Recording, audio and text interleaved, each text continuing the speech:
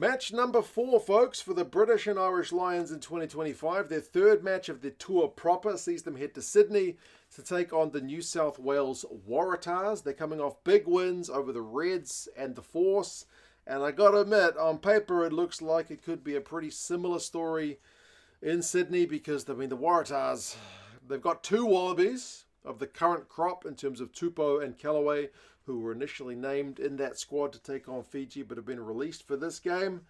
And they're a squad which, they didn't make the playoffs. They finished 8th, which is slightly better than the Western Force and pretty significantly worse than like the Queensland Reds. That's kind of your context is where it's at. And if anything, the Lions are going to have more cohesion potentially than a week before. Andy Farrell has named a number of kind of combos which play together either for club or sometimes for club and country. If they can click, you feel like this one could get pretty messy. We'll go through the squads, some of the stats, predictions, and you guys can let us know your thoughts on how this one is going to go. As I said, the Waratahs have only got Tupou and Callaway. Tupou could use a big game. He's a big dude, and it's one area that the Lions maybe had a little bit of an issue with in their last game was getting pinged at scrum time. So if Tupou can put his best foot forward there, could potentially cause them some problems, but he's the biggest name in that front row alongside Ethan Dobbins and Tom Lambert because there's no Parecki, there's no Angus Bell. Those other two Wallabies guys are still with the Wallabies squad, so it's a somewhat depowered Waratahs front row. The second row is pretty stable with Lee Warner and Amos Otero. Those guys both played in their final game of the season against the Blues where they got beaten. I've always liked Lee Warner. He's a real workhorse tackle machine player. You feel like he'll be doing a bit of that this weekend. And then Leota, who was a former Wallaby, comes back into the side at number 6. He missed a fair bit of the season, but him being back is good news. He's a big lump of a man. And then Charlie Gamble is another one who's just a proper tackle the house down kind of player who you're probably going to need in a match like this when you're likely going to be struggling for possession. Hugh Sinclair captains the side at number 8. Teddy Wilson and Jack Bowen is the 9-10 combo. There's no temptation to put in Tane Edmed at number 10. He's on the bench, despite the fact that he was named in that kind of wider squad for the Wallabies that initially trained with them at Perth. Walton and Foketi is the midfield. Callaway is the other Wallaby, like I say, who's out on the right wing. He may still feature in the test matches. He can cover fullback, he can cover the wings, he can cover a midfield as well. He is that kind of, jack-of-all-trades player who could be useful potentially in the number 23 jumper, but he's out of the initial Wallaby selection with this release for the Waratahs game. Lawson Crichton's at 15, and the other wing is paceman Darby Lancaster, who was also in that initial wider Wallabies training squad.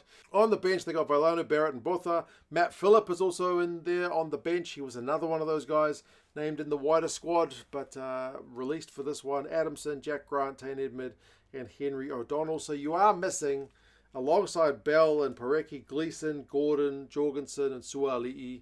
Some of these guys who could have actually used some game time, but as I said, the Fiji game is on the horizon for the Wallabies too. For the Waratahs, they've struggled in a number of areas. Their attacks just not look sharp. In the Super Rugby season, they had the fewest clean breaks, run meters, defenders beaten, the worst Aussie line out. They still finished 8th. So yeah, it looks like it could get pretty messy. For the Lions, I mentioned they've got some combos which are familiar ones, like James Ryan and Tyke Byrne in the second row. That's a familiar all-Irish combo. I feel like Byrne alongside Ryan looks better than Byrne alongside Itoje. Either go Byrne and Ryan or go Itoje and Chisholm. I feel like it's a better option than Byrne and Itoje because they fulfill kind of similar roles in that second row. Byrne may end up in the back row. We'll kind of have to wait and see. Beelum, Cowan-Dickey, and Schoeman. That is a Scotsman, an Englishman, and an Irishman in the front row, which is not so much of a kind of familiar combo compared to some of the other areas of the squad. Pollock, Van der Fleer, and Earl. Van der Fleer's got his work cut out for him with the way Jack Morgan played the other day, but Van der Fleer also played very well the last time he had a run out. Pollock switches position to number 6 for this one. Mitchell and Smith, that's another combo which we're used to seeing the All-English guys at 9-10, and then Hugh Pilotu, Sione, and Hugh Jones in 12 and 13. Yeah, midfield is a really interesting selection for the Lions. I'm still not sure where they're at in terms of test selection, because he's been trying multiple different combos, but we've certainly seen what those guys, Hugh Palazzo, can do for Scotland. Mac Hansen and Blair Kinghorn are on the wings. Blair Kinghorn's obviously the latest arrival, having just been released from Toulouse duties after winning the top 14 with them. He's on the wing. You feel like he might have played fullback if not for Hugo Keenan's illness last week, which saw him a late withdrawal. He was supposed to play the Reds. And to be honest, I watched the press conference with Elliot Daly getting injured in that game where he had to step in for Keenan. All the questions were about Owen Farrell being named up for the squad. Very little about this game itself, which is kind of how seemingly a foregone conclusion it is on the minds of all the people, asking Farrell the questions. Bench-wise, Dan Sheehan, Alice Genge and Tyke Furlong are in there, so Genge keeps the bench spot. The other two guys are in. McCarthy and Cummings are in, so a couple of locks on the bench, plus Jack Morgan, just the two backs in Ben White and Marcus Smith.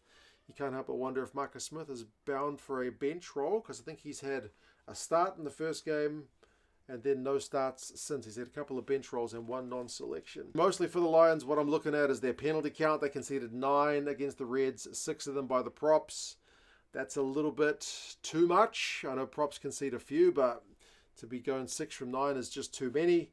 And whether they keep kicking off 9, given that they've got this new Mitchell and Smith 9-10 combo, or whether they look to spin it a bit more wide and reducing those early handling errors. You feel like if they can get on the ball early, this could potentially be the biggest scoreline of the lot. It is on at Saturday. It's 8 p.m. local time, which is 10 p.m. for me here in New Zealand. Paul Williams is the New Zealand connection because he is the referee for this one. Fingers crossed he's having a good game.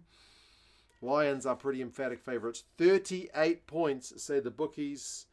It was a 47-17 win the last time these two teams played back in 2013. For whatever that is worth. If you want to get yourself a British and Irish Lions jersey, it's a pretty slick one. I did a review of it. Check out the British and Irish Lions store down in the description. They are always having sales and whatnot on. But you guys let us know your thoughts. Can the Waratahs put in any kind of showing? Or is this going to be another 50-plus point drubbing for the Aussie Super Rugby team? You guys take care, and I'll talk to you guys again soon. See you later.